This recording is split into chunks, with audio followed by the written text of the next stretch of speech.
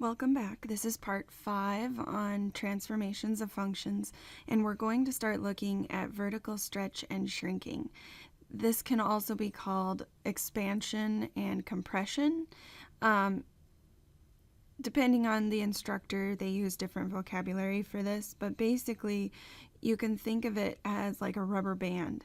Your function is either stretched or compressed based on what the coefficient is in front of the standard toolbox function that we've talked about already. So in this section, the vertical stretch and shrinking is based off of graphing just a standard function like y equals x cubed. This is something you should probably do in your calculator and then see if you can answer these two questions. So go ahead and pause the video and give this a try. Welcome back. So the first question says, is the number multiplying the function greater than 1 or less than 1? And the answer is the function is greater than 1. What's the effect on the graph of multiplying the function by a constant greater than 1? Well, it vertically stretches the function.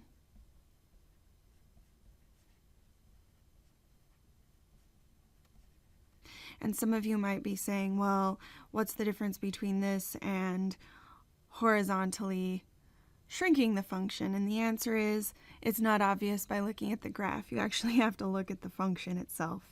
Now go ahead and graph y equals 3/10 x to the third in your calculator. Welcome back. What's the effect on the graph of multiplying the function by a positive constant less than 1?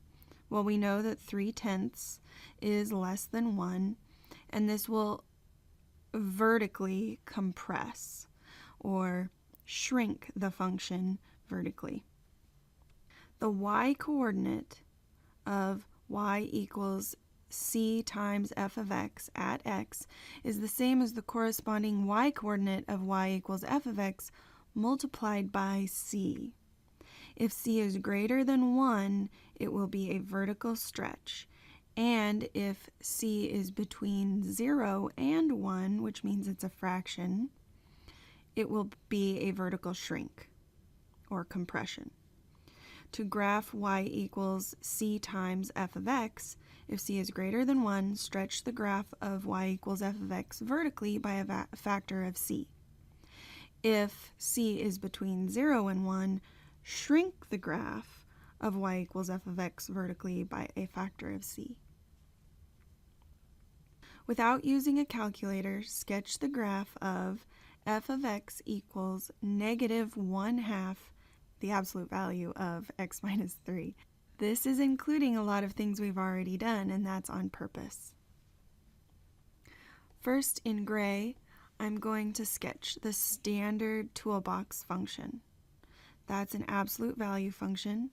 We need to shift the function to the right 3 units because the subtraction inside shifts it to the right 3. So now I will color code this operation.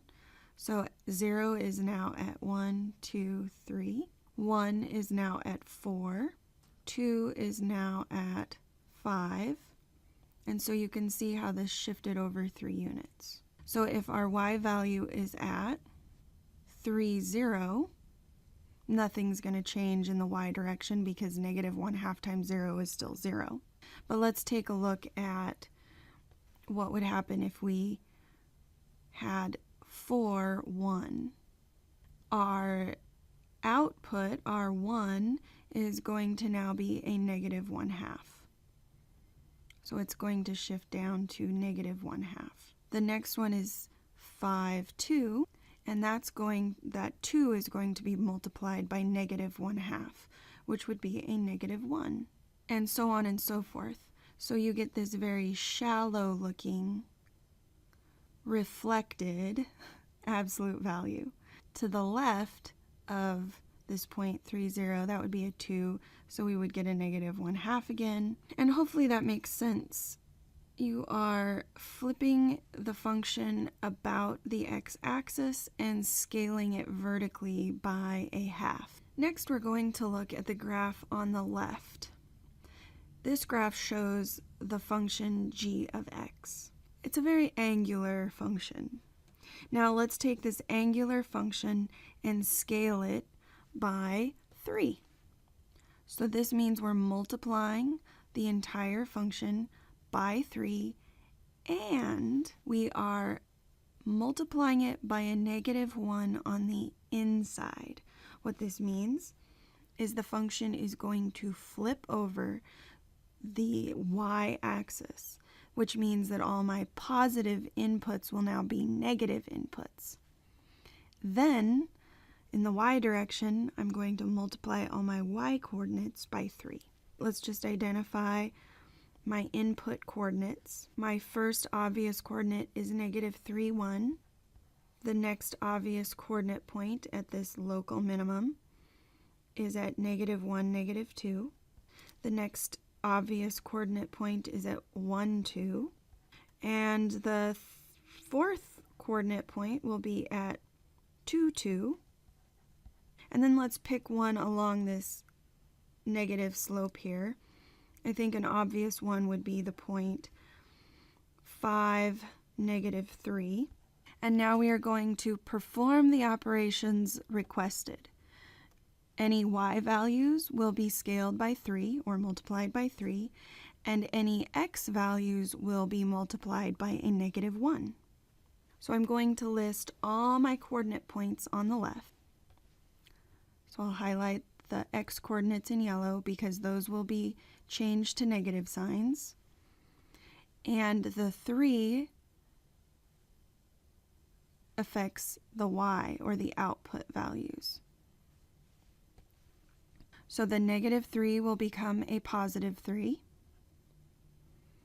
and the 1 will become a 3. The -1 will become a +1, and the -2 multiplied by 3 will be a -6. The 1 will become a -1, and the 2 will become a 6.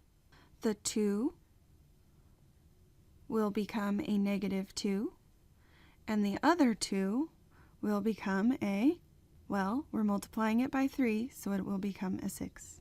The 5 will become a -5, and the -3 will become a -9. Now let's go ahead and plot these points on the right now that they've been transformed. The first one is a 3, 3. The next one is a 1, -6, -1, +6, -2, +6, -5, -9. We're going to connect the dots. We have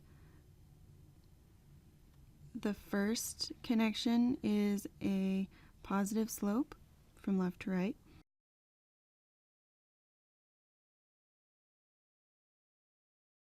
Now the last little part we need to look at is, does this look like it's been reflected and vertically stretched? And the answer is yeah, it does, but we didn't really talk about this section off to the left. So let's pick one more coordinate point, maybe at -5, 1. And this is also something that might be easy to miss because it just looks like you've picked all the points you need to. So let's find out what happens over here. You probably already have figured out that this is going to move to the right, but let's just double check with one more coordinate point. The first coordinate point changes sign, so it is a 5. And the second coordinate point is scaled by 3, so 1 times 3 is 3. So our last plotted point, just to make sure we're on the right track, is 5, 3. And we can indeed see that this moves off to the right. So this function has been flipped about or reflected about the y-axis, and it has been vertically stretched by 3 units.